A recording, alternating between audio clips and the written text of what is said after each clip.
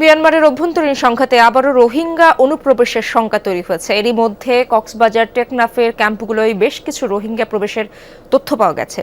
সীমান্তে অপেক্ষায় আছে আরও অনেকে। আন্তর্জাতিক তৎপরতা ছাড়া এই সমস্যার সমাধান সম্ভব নয় বলে মনে করেন বিশ্লেষকরা। কক্সবাজার টেকনাফ সীমান্ত ও রোহিঙ্গা সমস্যা নিয়ে রিয়াজ রায়হানের ধারাবাহিকের আজ থাকছে তৃতীয় পর্ব। ক্যামেরায় ছিলেন লুৎফর রহমান, সঙ্গে ছিলেন আরেক সহকর্মী এহসান আল কুতুবী। সিলন ফ্যামিলি ব্লেন্ডের কড়া লিকার আর সতেজ সাদের পারফেক্ট ব্লেন্ডে স্বপ্নেরা মিলুক টানা। সংঘাতময় এক পরিস্থিতিতে মিয়ানমার থেকে বাংলাদেশমুখী রোহিঙ্গাদের ঢল। সালটা 2017। 5 লাখের সংখ্যাটা এখন প্রায় 1.5 মিলিয়নের ঘরে। 7 বছর পর আবারও সংঘাতে উত্তপ্ত মিয়ানমার। বিভিন্ন সূত্র মতে গেল 6 মাসে সংঘাতে ঘর ছাড়া আরও কয়েক লাখ রোহিঙ্গা, যাদের অনেকেই আশ্রয় নিয়েছেন নাইক্ষ্যংছড়ি, জাম্বনিয়া, নাপুরা সহ বিভিন্ন এলাকায়। সুযোগ পেলেই বাংলাদেশে ঢুকে পড়ার চেষ্টা করছেন তারা। কেউ কেউ এরই মধ্যে চলে এসেছেন ক্যাম্পগুলোতে। কয়েকটি দলকে আবার ফেরত পাঠিয়েছে বিজিবি।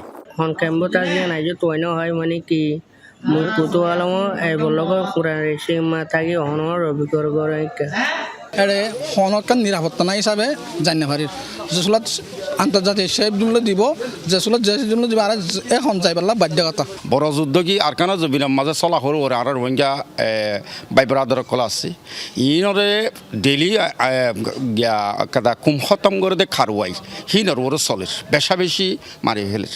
আর দেখুন আছে মানুষ শুনে থাই না পারে, তো এই কারণে দুর্নীতির মতন বেশি মারা ধরা করে মগ বাগিয়ে চাইলেও তারা মারে। নতুন করে রোহিঙ্গা অনুপ্রবেশ নিয়ে রীতিমতো আতঙ্কে স্থানীয়রা। রোহিঙ্গা প্রতিরোধ কমিটির নেতারা জানান, নতুন করে জনস্রোত ঠেকাতে সব পক্ষের সঙ্গে সমন্বয় করে কাজ চলছে। একটা রোহিঙ্গাও নতুন করে এখানে কি করতে না পারে, বাংলাদেশে অনুপ্রবেশ করতে না পারে, সেই দিয়ে আমরা সবসময় সতর্ক রয়েছি। সামনের দিনেও আমরা সতর্ক থাকবো। তবুও আমি যেটা মনে করি, আমাদের চাইতে যারা ওখানে সীমান্তে যারা দায়িত্ব রয়েছে, বিশেষ করে বিজিবি, তাদেরকে আরও আন্তরিকভাবে রোহিঙ্গারা যাতে কোনোভাবে বাংলাদেশে অনুপ্রবেশ করতে না পারে সেটিভাবে তাদেরকে আরও কঠোর ব্যবস্থা নিতে হবে। সেটি আমাদের সবসময় দাবি থাকবে।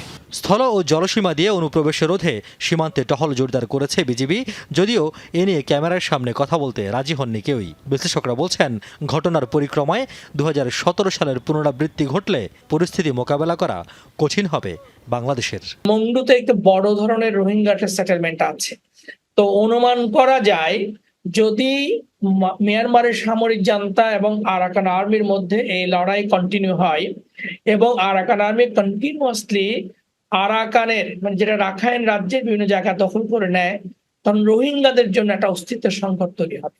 তখন তারা বাধ্য হয়ে বাংলাদেশে আসার চেষ্টা করবে, কারণ ইন্টারন্যাশনালি যারা রিফিউজি হয়েছে এরকম ইতিহাস বলে, রিফিউজি হওয়ার জন্য অর্থাৎ অ্যাসাইলাম সিকার অর্থাৎ তার আশ্রয় প্রার্থীরা সবসময় তার নিকটস্থ বর্ডারটা ক্রস করে।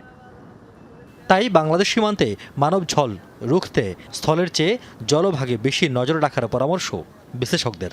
2017 সালে এই নাফ নদীকে ব্যবহার করেই মিয়ানমার থেকে সবচেয়ে বেশি সংখ্যক রোহিঙ্গা প্রবেশ করেছে বাংলাদেশে। আর এবার জান্তা বিদ্রোহী সংঘর্ষের পর আরও কয়েক লাখ রোহিঙ্গা বাংলাদেশে প্রবেশের জন্য ওপারে অপেক্ষা করার খবর বেরিয়েছে বিভিন্ন মাধ্যমে। যদিও বিজিবি এবং কোস্ট গার্ডের পক্ষ থেকে সতর্ক প্রহরা রয়েছে সীমান্ত অঞ্চলে। তবে শেষ পর্যন্ত এই ঢল ঠেকানো আদৌ যাবে কিনা সেটি এখন বড় প্রশ্ন। রিয়াজ রায়হান, যমুনা নিউজ, শাহপুরী দ্বীপ, টেকনাফ, কক্সবাজার।